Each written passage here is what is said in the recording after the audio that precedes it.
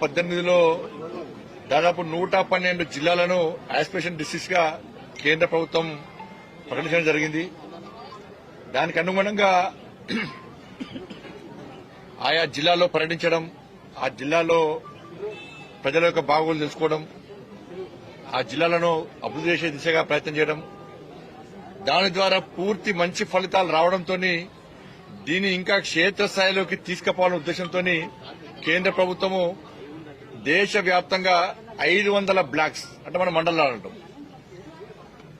2018లో మాత్రం 112 జిల్లాలను దేశవ్యాప్తంగా డిసైడ్ చేసింది, గుర్తించింది. ఇప్పుడు దేశవ్యాప్తంగా 500 మండలాలను 500 బ్లాక్స్ ను ఇలా యాస్పిరేషన్ బ్లాక్స్ గా కేంద్ర ప్రభుత్వం గుర్తించి వాటి లోపల కేంద్ర మంత్రులు పర్యటించడం, అక్కడ కేంద్ర ప్రభుత్వం యొక్క సంక్షేమ పథకాలు ఏ విధంగా అమలవుతున్నాయి, కేంద్ర ప్రభుత్వ నిధులు వస్తున్నాయా వస్తలేవా వాటిని సమీక్షించడం, అక్కడ ఉన్న ప్రజలు గాని అక్కడ సమస్యలు తెలుసుకోవడం, తిరిగి అభివృద్ధి చెందిన మండలాలకు ధీటుగా వాటిని మండలాలను, ఆ గ్రామాలను, ఆ ప్రాంతాలను అభివృద్ధి చేసే దిశగా ఆలోచించి కేంద్ర ప్రభుత్వం ఈ నిర్ణయం తీసుకోవడం జరిగింది. తెలంగాణ రాష్ట్రంలో 3 జిల్లాలను యాస్పిరేషన్ డిస్ట్రిక్ట్స్ గా, 10 మండలాలను 10 బ్లాక్స్ కూడా యాస్పిరేషన్ బ్లాక్స్ గా కేంద్ర ప్రభుత్వం గుర్తించింది. అలా భూపాల్పల్లి, జయశంకర్ భూపాల్పల్లి ఆ ప్రాంతంలో మేము తిరగడం జరిగింది. ఆల్రెడీ 2 జిల్లాలను 2 మండలాలను కంప్లీట్ చేయడం జరిగింది. దాంతోపాటు ములుగును ప్రొఫెసర్ జయశంకర్ జిల్లా 2 జిల్లాలను పర్యటించడం జరిగింది.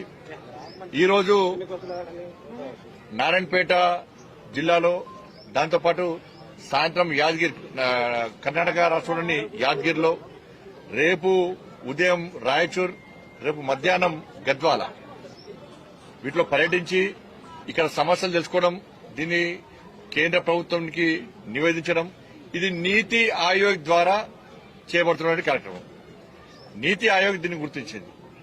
నీతి ఆయోగ్ ద్వారా అనేక నిధులు వస్తున్నాయి. వాళ్ళ మీరు చూసి ప్రతి దాన్ని కూడా కేంద్ర ప్రభుత్వం నిధులు ఇస్తుంది. వాళ్ళ స్కూల్స్ గాని, మధ్యాహ్న భోజన పథకాన్ని గాని, పౌష్టికారం గాని, ఇలా గర్భిణీ స్త్రీలకు గాని, పుట్టిన పిల్లలకు కూడా పౌష్టికారం పిల్లలకు గాని,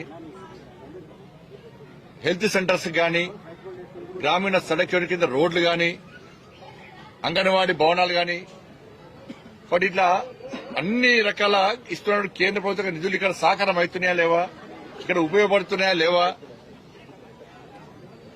దానివల్ల వచ్చే సమస్యలు ఏంది, ఇంకా ఏం చేద్దామని చెప్పి క్షేత్రస్థాయిలో సూచనలు సలహాలు తీసుకోవడానికి, ఒక సమీక్ష చేయడానికి ఈరోజు ఇక్కడ రావడం జరిగింది.